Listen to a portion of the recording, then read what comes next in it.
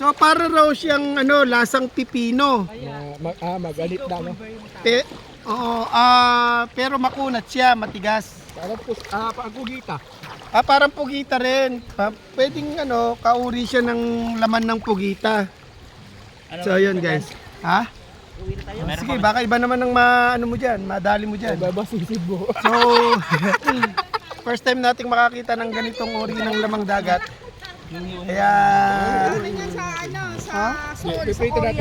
sa Korea. Di ba? Ganyan. Sea cucumber. Ay, ibig sabihin talagang ano nila yan, kinakain nila ng mga Koreano.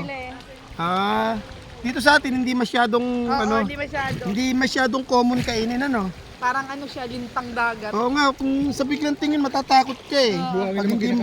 Pag hindi mo siya kilala. So ayan, ang dami makukuha rito. Saan? Pwede nating ipunin yan siguro. Tapos iluto natin, iprito natin. Mamaya, masubukan natin. Para ma-experience natin. Subukan natin mamaya. Sige, sige. Huwag tayo nalagyan, plastic. Magalit. Ang hirap kainin. Sige. Gita. Galamay na ito. Huwag tayo ng plastic.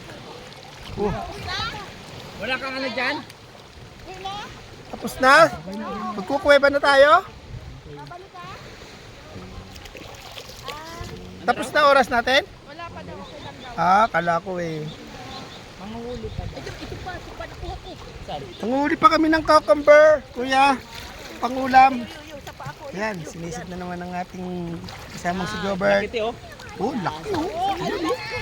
Kinuha agad oh. Laki oh. Uy, lumambot siya! Hinawakan mo ti.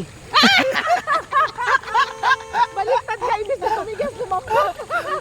Lumabas na kasi yung ano, umihi, lumambot.